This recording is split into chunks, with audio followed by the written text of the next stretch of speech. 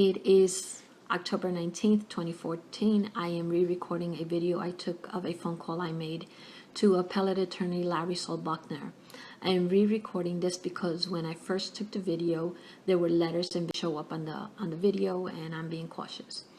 On July 31st, 2014, I checked the computer site for the First Department to see if an order was issued for a new appellate attorney.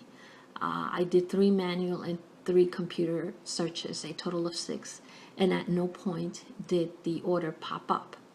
The next thing I know is that a few days later, I'm getting a letter from Saul Bachner introducing himself as my appellate attorney. So I found that really odd. In the letter, he asked for my phone number and email address. In the same letter, he states that one day he got the court record and that he was already working on the brief. If he had the court record and he was already working on the brief, he would have seen that my phone number is in the same piece of paper where my mailing address is. So if he was able to mail me a letter, then he also had my phone number, and my email address is contained in the court record. After getting the letter, I called him several times. I got an answering machine and I left several messages. He never returned any of the calls.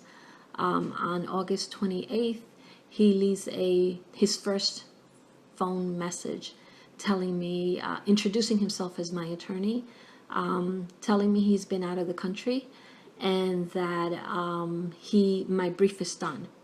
So right there, you know there's something wrong, because how could he do my brief without ever once speaking to me, especially while he's been away? When we spoke, I told him I had sent him a certified letter asking him to remove himself from the case. He refused, and he refused to accept the certified letter, and mysteriously the USPS has lost the letter and the history has been wiped off.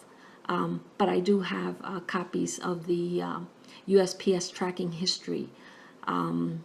So it's really odd.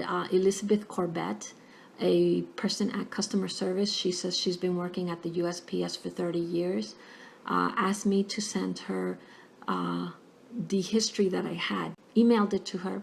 She said she didn't get it. She said she was sending me a blank email. That way I would have her email address. And what an odd thing that I opened this email and my computer gets a virus. And also the post office where Elizabeth Corbett works is the one on Lexington Avenue between 44th and 45th Street. Now this is the same post office that would handle Kristen Gillibrand's mail, and I believe Governor Cuomo's has an office in that area, and that they handle his mail as well. You have reached the voicemail box of 917378017.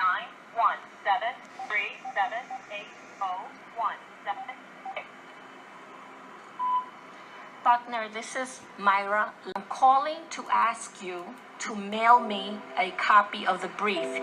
You did not forward a copy of the brief that you submitted without my knowledge or my consent when I had asked you to remove yourself from the case, and you refused to pick up the certified letter that I told you about when we spoke on August 28th. So please please send me a copy of the brief. Funny that you're calling me on the other line. This is really interesting. Let's see what happens. Hello? Mail me a copy of the brief, okay? You have proven yourself unprofessional, unethical, and you're a scary man, and I hope you get disbarred. Mail me a copy of the brief. I have every right to be upset. When I called the court yesterday and I found out that you had submitted the brief on September 2nd, without ever mailing me a copy or informing me, you're a very disturbed man. Okay, I'm gonna go back to try and get a freeze. There's Bachner 917-378-0176.